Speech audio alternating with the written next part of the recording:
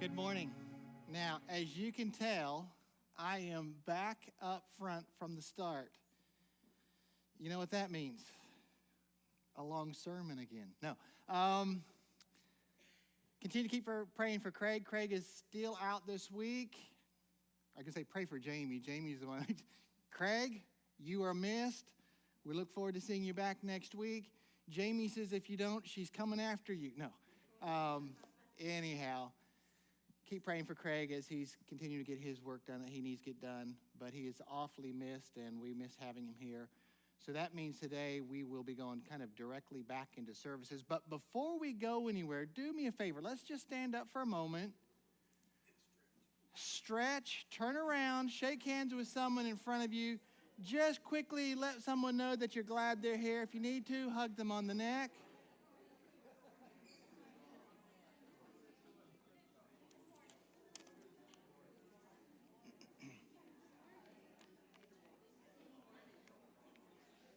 All right, you can come and you can start finding your seats. We're going to start this morning by giving you a quick couple of announcements. One, don't forget, we are finishing up with our Manna Food Bank collection.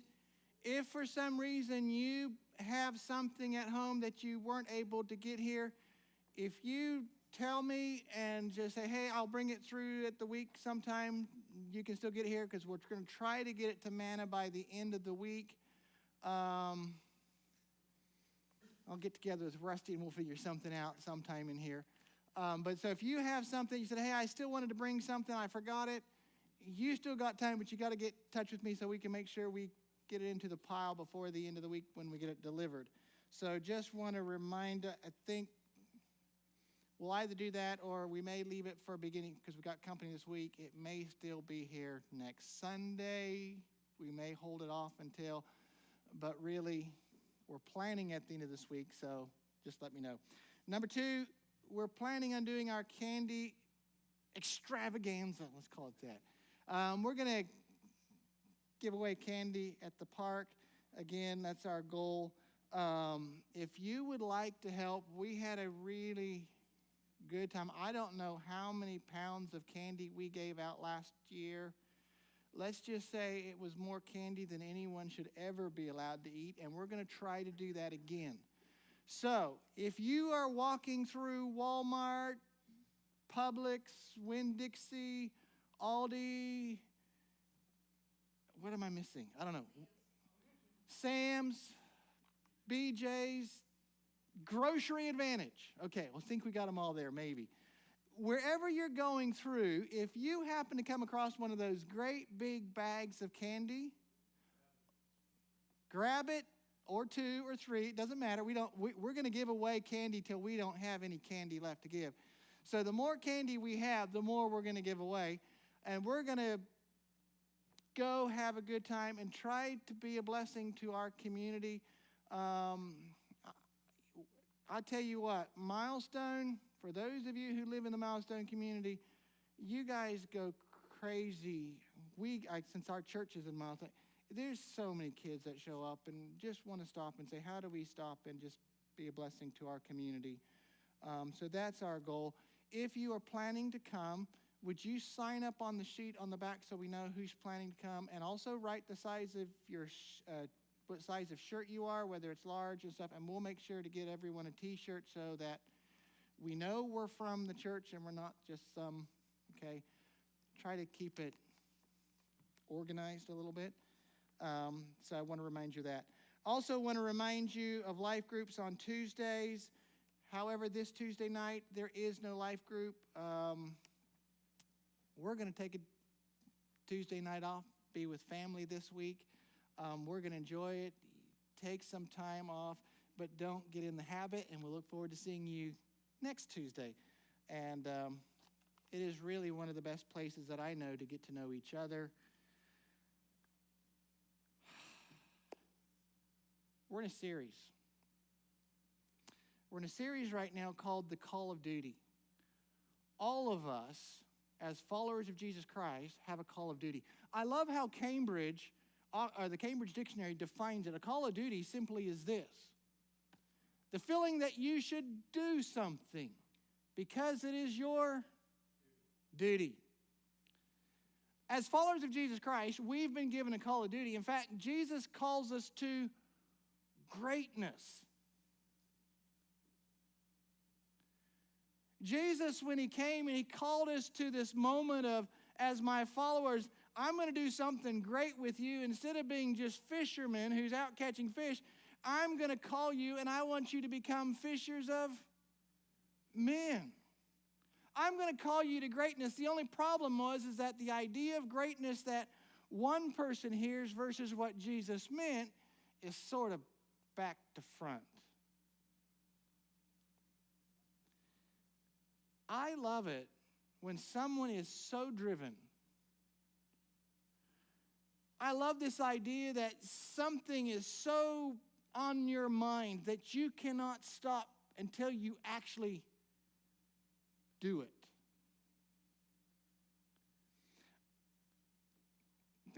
Thomas Edison. We kind of know who this guy is, right? He is had something to do with telephone. He's even more well known than telephone and phonograph recording machines. He did a lot of stuff, by the way. Light bulb. Thomas Edison changed the way we see.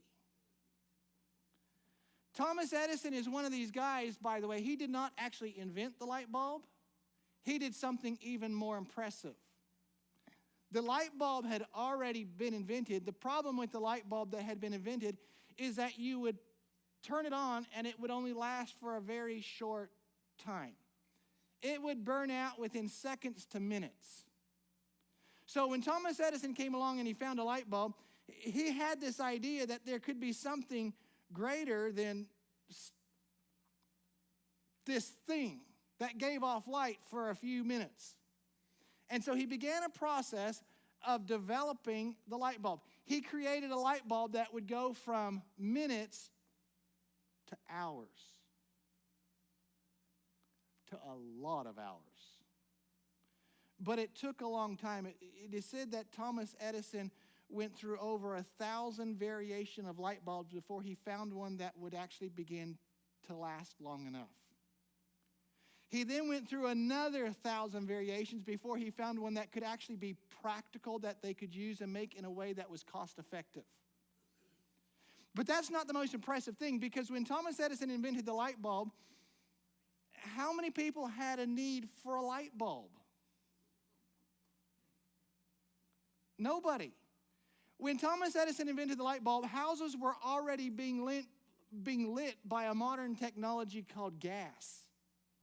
Every house was furnished, well, not every house, but every house of worth had gas in it, and you would light your house with gas. There were gas lanterns all through homes that were wealthy enough.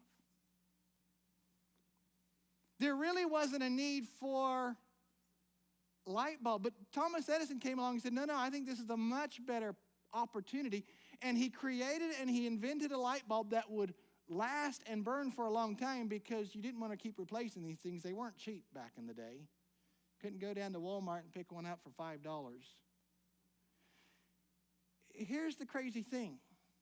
As he began to convince people that they should use light bulbs, there were no electrical lines.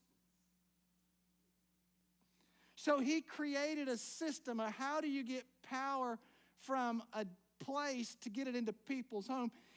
But there was no place to produce enough power, so he actually had to invent a system. Now, he didn't invent the generator, but he's the one who came up with an idea that he could make it commercial and put it on a big scale, and began to create a whole system. And if that wasn't enough, he then had to find a way, how do you meter how much power everybody was using, so you could both charge them and keep track of how much power you need to produce. What Thomas Edison invented was not a light bulb, but a whole system of lighting up a house. And by the way, today, if you simply look around this room, there are so many uses for light, from the projector we watch to, it is an absolute unbelievable system he set up. Thomas Edison was driven. When we think of great men, we think of men like Thomas Edison. Men who turned the world upside down, changed the way we go from darkness to light. When Jesus called us to greatness, he called us to help turn darkness to light, but not by inventing anything new.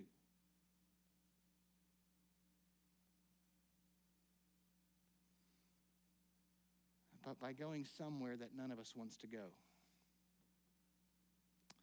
In Matthew, he reminds us,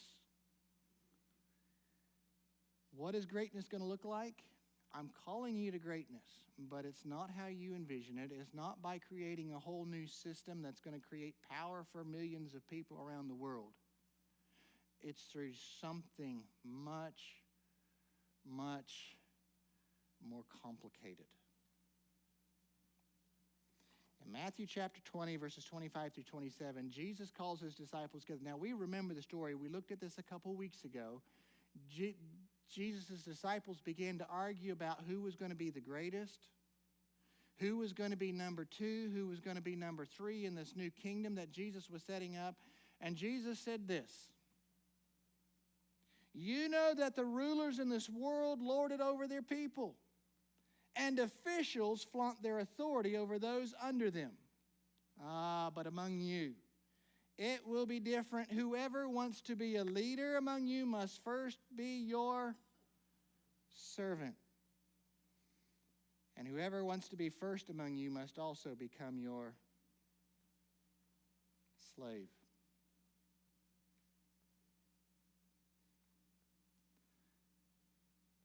There is a call to greatness that is both so basic, so absurd, and yet so phenomenal that the 12, 11, we're going to minus Judas, add back in another guy, the 12 apostles took this teaching and literally turned the world upside down.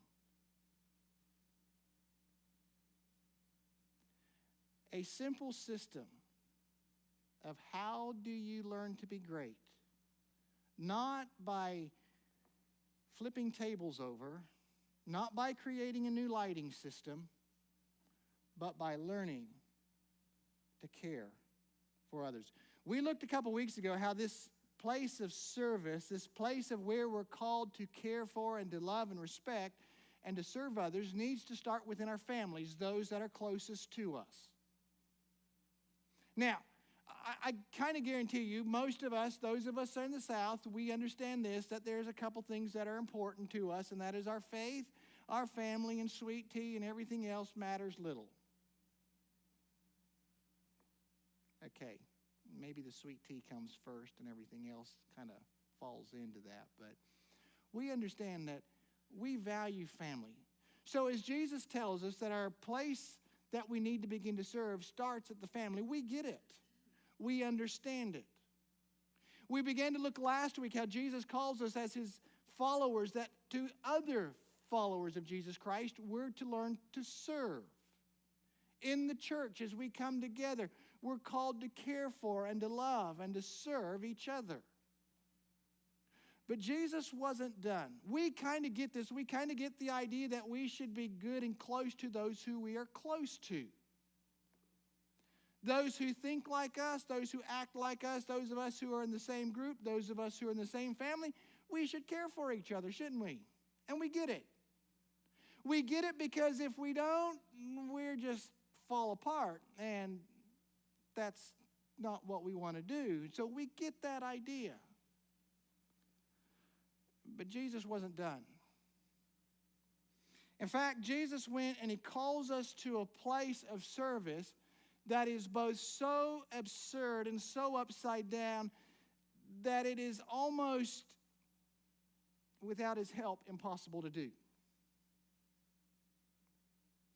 Luke records a story or an incident with a story that helps us understand what Jesus was calling his followers to. Not simply serving those in our family, not simply serving those who we're close to as we gather together, but an idea of service that is so radical that if we could just learn it, we too could turn our community upside down. Here's what I'm going to tell you. You know this story.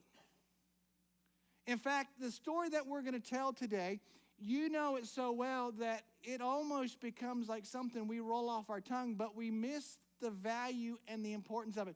I guarantee you this, if you're not a follower of Jesus Christ this morning, if you're simply someone who says, I'm just here because my wife dragged me here, my husband dragged me here, my mom made sure I came. If you're just here, if you're watching online today because, well, you couldn't find anything better to watch, you know the story. It is the story of the Good Samaritan. Anyone ever heard of that guy? But follow along with me as we kind of tell this story. Jesus found himself in the story of Luke, that the gospel that Luke gives us, or his history of what happened. Luke writes, and he tells us about this young guy who came to Jesus, and he asks him a question. He came to Jesus and he said, Jesus, the literal way he asked this is, how can I inherit eternal life? Another way we could look at this is he's coming to Jesus and he says, how can I please God? How can I make sure that God is happy with me? Now, as a young guy who had asked this question was a lawyer, not the lawyer that we understand today, who stands in front of a court and, hey, judge, this is... A lawyer was someone who understood and studied the law of Moses. They knew what law that God had given to Moses, and they had it memorized, they had it nuanced, they had it changed in order to make sure they didn't break one law, so they would create 5 other laws. They were lawyers that understood the law of Moses so far inside and out, and yet this young lawyer comes to Jesus saying, how do I find myself able to please God? Now, this is a question that a lot of us find ourselves that we also ask. How do we find ourselves? How can I truly please God? I don't know about you, but I know for myself, it is a question that I want to know. How can I please God? I want to know that my life is pleasing to Him. And so he comes and Jesus says, well, you know the law. You're a lawyer. What does your understanding of the law teach you about how you please God? Now, he answers in a way we all know. We're familiar with this. In fact, it's one of the things as the church we quote quite regularly around here. But he answers by saying this. So Luke chapter 10, verse 27, he says this, the man answers, here's the way I understand the law. You must love the Lord your God with all your heart, with all your soul, with all your strength. Helps if you understand Him and love Him with your mind as well. And the other law is this, you shall love your neighbor as yourself. Jesus looks at the young man and he doesn't stop and says, well, let me kind of explain this to you. He simply says this, you seem to understand the law. Do this and you will please God. Love God with all your heart, with all your soul, with all your mind. And love your neighbor as yourself.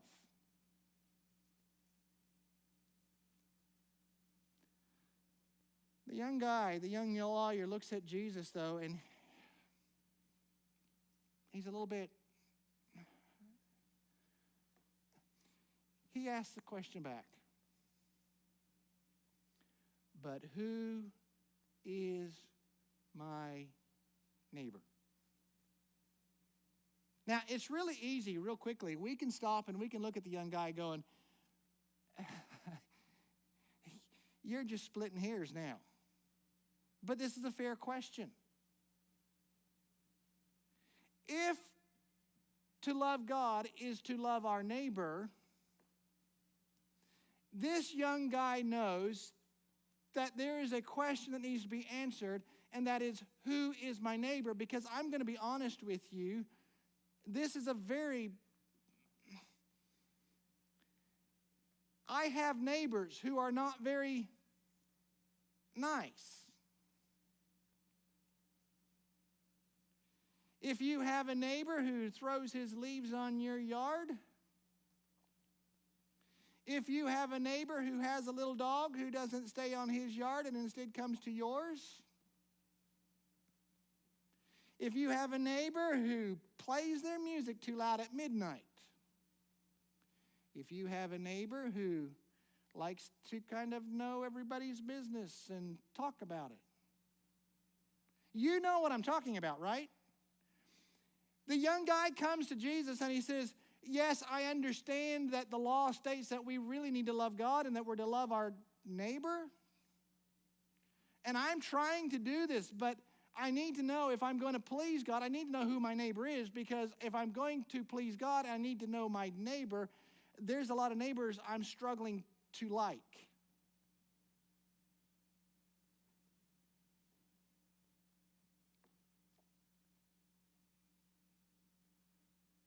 I'm just leaving that there for a moment because I find myself understanding him. I don't know whether this young guy is trying to trap Jesus or if he's simply saying, I'm struggling. Come on, Jesus, give me a bit more. So Jesus stops, and as he says, but who is my neighbor? Jesus doesn't stop and say, well, figure it out yourself. Instead, he says, I'll tell you what. Let me tell you a story. We know this story so far in and out, back to front.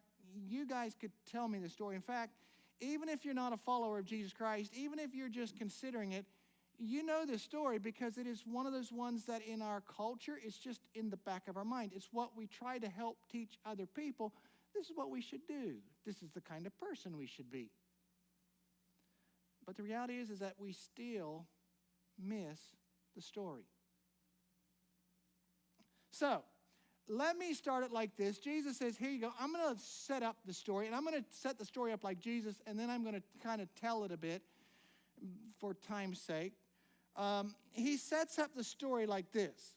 Luke chapter 10, verse 30. He says, okay, to help you answer the question, who is my neighbor? A Jewish man was traveling from Jerusalem down to Jericho, and he was attacked by bandits.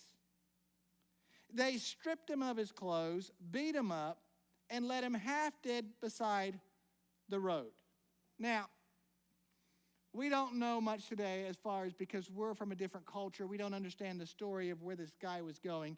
He was actually traveling from a region that took him through a really rough part of the area that bandits were known to hide because they made their living robbing travelers. And so you normally wouldn't travel this road alone. But let me kind of put it in a way we understand. And I want you to put yourself as the man who is traveling. So, Jesus is saying this. Well, let's just say you are traveling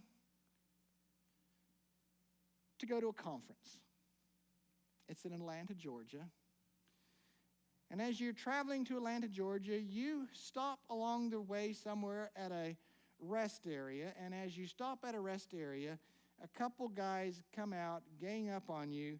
They steal your car and leave you at the rest area half dead. They're not just content on taking your stuff. They beat the living tar out of you. Okay, now I know some of you guys are not the kind to have the living tar beat out of you, and I get it. But for the sake of the story, just play along with me, okay? Jesus says the man is traveling on the road. You are on the road. You're traveling. You get on the road. You're going to a conference. It wasn't supposed to happen. It happened. We all hear the story. We know these sort of stuff happens all the time. We know it. We hear it on the news.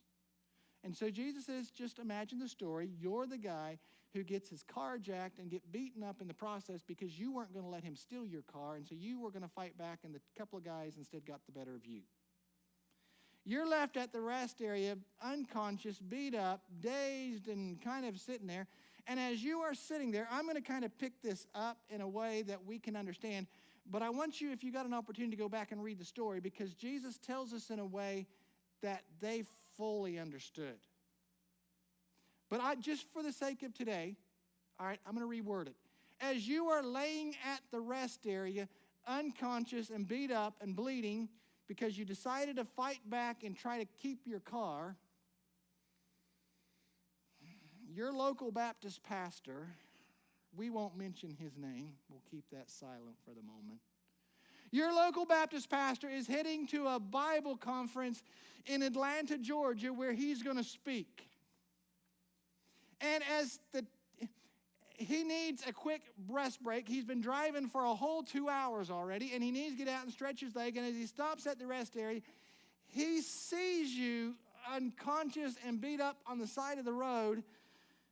And he goes, what time is it? Oh, I don't have the time. I don't see anything. I know someone else is better. Someone else is going to come along. We're at a rest area. Someone else is going to come along, and he will know what to do more than that Baptist pastor. And so that Baptist pastor gets into his car, and he continues to head to his conference to speak. This is how bad it is. You guys need to find another Baptist pastor, I tell you what. Here's what happens. The worship leader, now not Craig, because Craig would never do this. Craig is a different kind of guy than the Baptist pastor is, but the associate worship leader is supposed to be leading the singing at the same conference, and he needs to stop at the same rest area. He just happened, and as he comes in, he pulls in real quick, and he looks at that guy too, and he's going, oh, brother, don't tell me. I don't have the time for this. You know what? I bet God is trying to teach this guy a lesson. If I was to stop at the moment and try to help this young guy out, I would be hurting that lesson that God is trying to teach this man. So you know what I'm going to do? I got to get to that conference. I'm supposed to be leading the music, so I'm really sorry. I hope someone comes along soon. And he leaves. But Jesus doesn't stop there, because a hero steps in to save the day. I love the way Jesus does that, because he doesn't leave this guy in a situation broken down, but he's trying to help us understand the story about who is my neighbor. Who do I care for? Now, I'm not going to tell this story from the way I want to, because I'm going to just read it, because I think the way, just because I don't want you to misinterpret what God says. I don't want somehow for you to miss this. So in Luke chapter 10, verse 33, Jesus says, I'm going to give you a hero who's going to step in and do something so great. He's our man. Luke 10:33 says this. Then a despised Samaritan came along, and when he saw the man, he felt compassion for him. Yeah, it's the story of the Good Samaritan. We know that. No. I want you just to stop a moment, and I want you to hear the story. The hero of the story is a villain. We don't hear it that way, but this is the way the guy hears it. Jesus, we read it, then a despised Samaritan. Why is he despised? The Jews despised the Samaritans for two reasons, basically. The Samaritans were half Jews, they were seen as half caste. From years ago in their history, the Samaritans were a bunch of Jews that when Babylon had taken over, they were so poor that the Babylonians didn't even consider them worthwhile to kick out of the land. They were so poor and so despised by the Babylonians that they left him in. And as they left him in, and as the Babylonians moved other people in, well, these Jews that were remaining in the land, they married the people who were brought into the land by the Babylonians, and they became half-castes. As they were half-caste, the Jews did not like them because they were seen as traitors. They did not keep, hey, you guys are not real Jews. To make matters worse, the Jews did not like him, and they did not allow them to worship in the temple. And because they were half-caste, this was not acceptable, and so they set up a whole new religious system of themselves. And so Jesus kind of has this debate with the Samaritan woman, this conversation. Well, you say we're supposed to worship in Jerusalem, but our fathers say we're supposed to worship here. And Jesus said, you've missed the whole point. God is not found in any. So they've seen as to be traitors both to the Jewish faith and to the Jewish culture. To the Jews, these are worse than non-Jews. We hear today, sometimes we're going, yeah, but no, to the Jewish people, the Samaritans are despised. He is the villain. And as this young guy is hearing it, you can almost hear him say, don't do this. Don't make the hero a Samaritan. Don't do it. Okay, let me kind of pull this back to our story.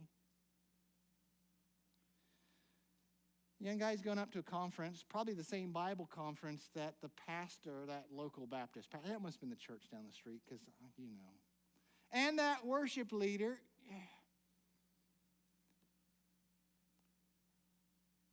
he finds himself beat up, unconscious days, kind of going in and out of consciousness. He's beat up on the side of the road.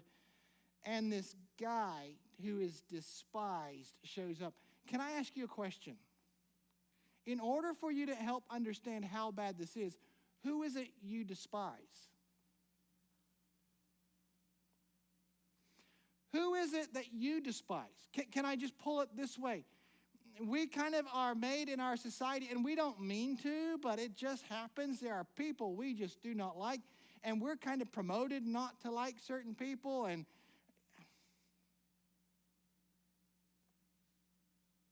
is this the undocumented immigrant? Is this the person from the other political party that you don't like?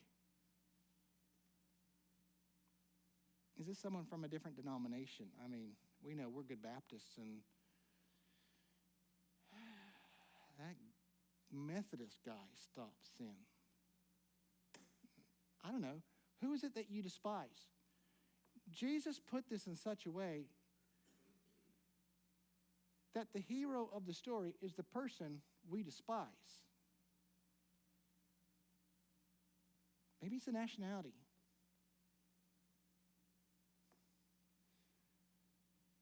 China's taken over everything. The Russians are, look, there's good reasons to be, but Jesus puts the hero of the Good Samaritan as the despised person. And I just kind of, as we're trying to understand, we're not arguing anything. We're just simply saying Jesus puts the hero as that person. Who is it you despise?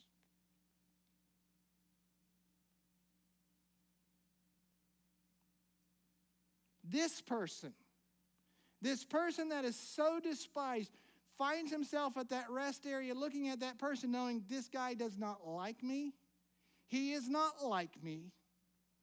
He is different. We do not go to the same, we don't hang around the same circles. You wouldn't catch me, going to eat at a restaurant with him. And Jesus says, this guy stops along the road and sees this guy, and this villain, this despised person, does something that the Baptist pastor and the Baptist worship leader wouldn't do. I'm going to read it from Jesus' side. Here he goes.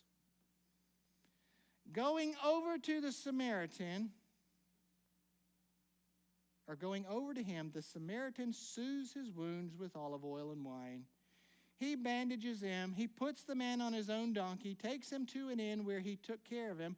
And the next day he handed the innkeeper 2 silver coins, telling him, "Take care of this man, and if his bill runs higher than this, I'll pay you the next time I'm in town."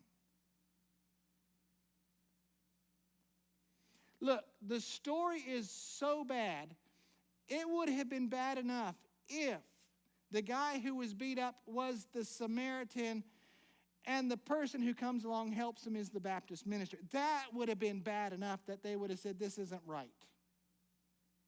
But Jesus turns it totally upside down where he says, no, the hero is not a good guy doing something for a bad guy.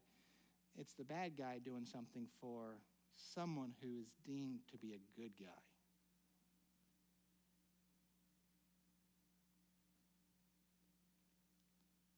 The despised guy.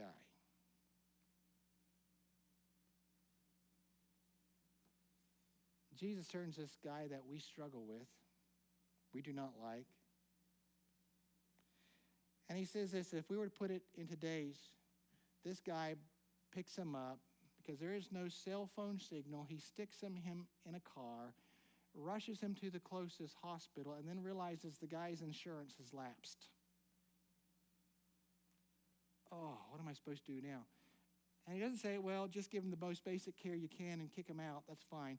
He says this, no, give him the best care, and I'll tell you what, I will pay his bill. And if in the process of coming and there's something else that you find comes up that is unexpected, I'll take care of it too.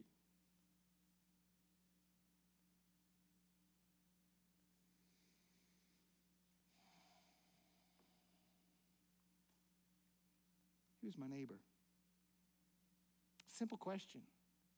Turns into a story that is so back to front, so upside down. It's a story of a service that does not make sense, that I do not want to go to. I'll be honest with you, it is a story you do not want to go to either. You know how I know? Because that person wouldn't be despised if you wanted to go there.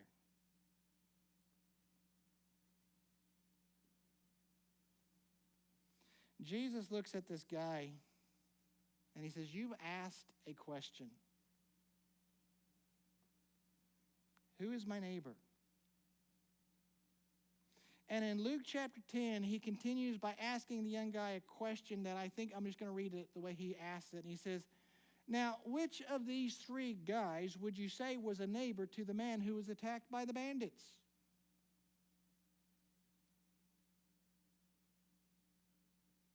It's not a question I really want to answer.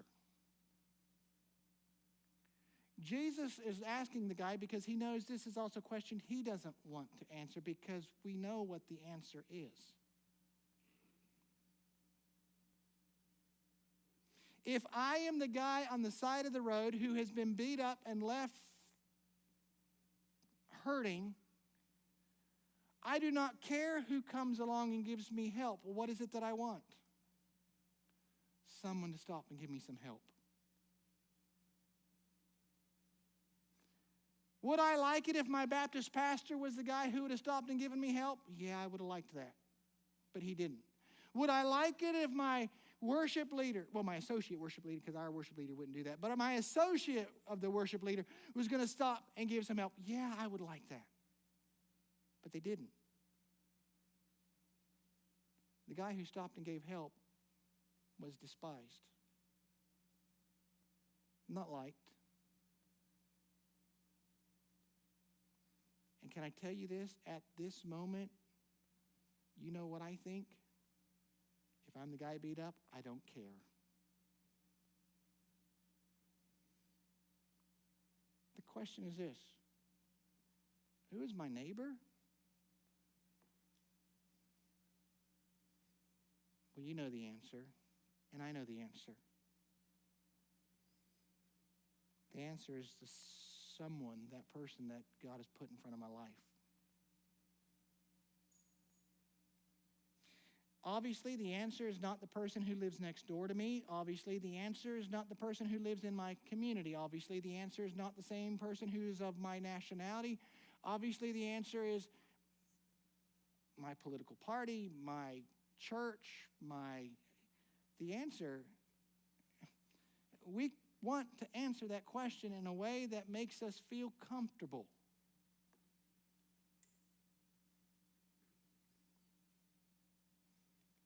Jesus wants to answer the question by, how is it that you can bring that person who is far from me to me?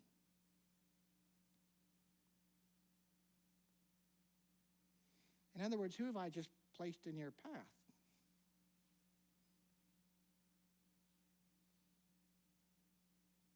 You see, as followers of Jesus Christ, we have been given a call to greatness.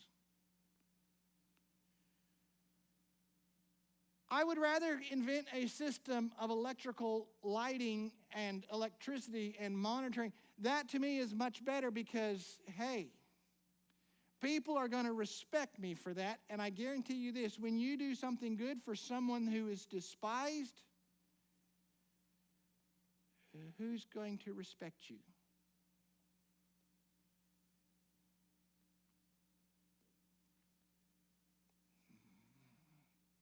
Only the person who is despised.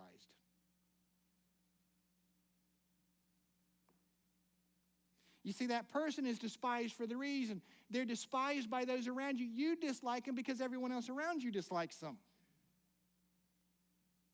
That's why you get along with the people who are around you, because you like the same things, you think the same way. And Jesus says, yes, but I have called you beyond those who think like you and act like you and look like you. I call you to care, and I call you to serve those who do not look like you, those who do not act like you. In fact, I've called you to love those who do not even like you.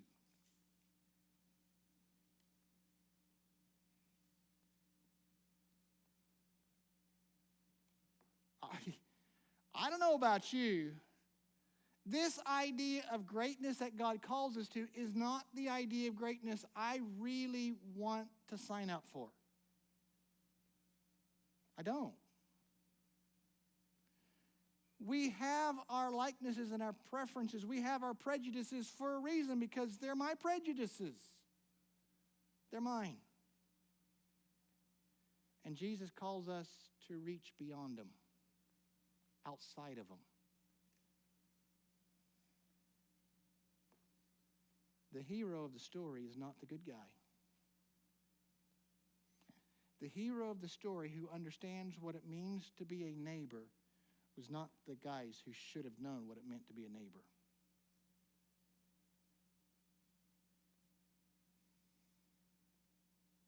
There's a call of greatness. It calls us to truly care for and to serve those that we despise, that we dislike, who are not like us. Can I say this? It may never change the way we light the world, but I guarantee you, it will light the world.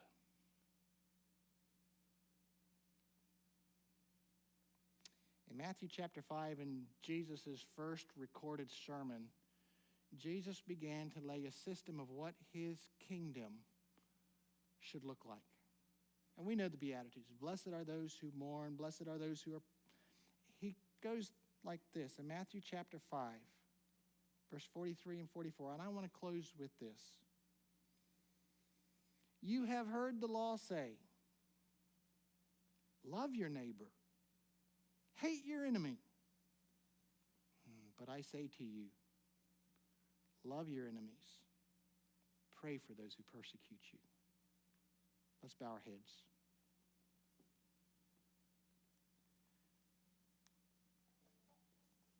As our heads are bowed and our eyes are closed, I want to be honest with you this morning. This story of the Good Samaritan, it's a story we all know. We are all familiar with.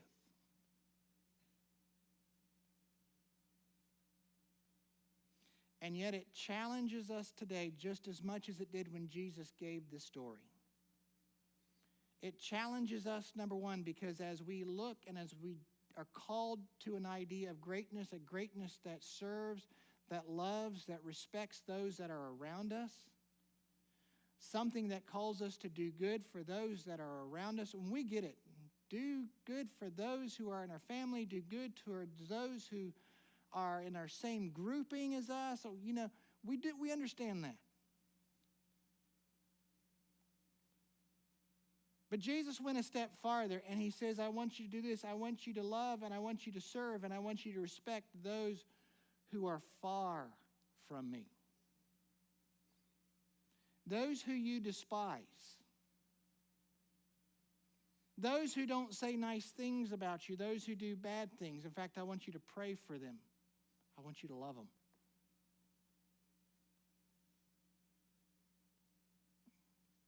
Story is, I kind of want to ask just as that young man asked the question, who is my neighbor? I kind of want you to ask that question. Who is my neighbor? Who has God called me to love and to care for? I'm not talking about simply someone that we don't get along with. We all have those. This is the person that as we look at, we just despise. We don't know them. We've never met them. We've never walked in their shoes, but we don't like what they stand for. We don't like what they represent. We don't like what they vote. We don't like what... Jesus says, who do you despise? Who's your neighbor?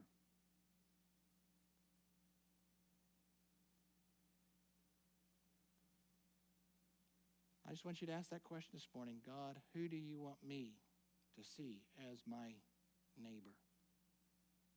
Father, this morning as we get ready to close, Lord, this story, it challenges the best of us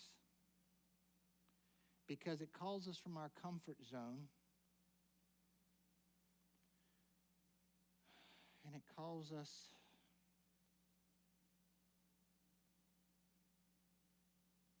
to something that we don't feel comfortable with, we don't like. Lord, you tell us that basically you want us to be a neighbor to those who are far away from us and from you, to care for, to love and respect. Lord, you died that we might have life. You died for me when I was broken. And now you call us to love like you loved us.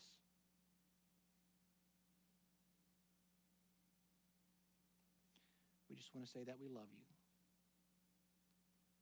In your name we pray.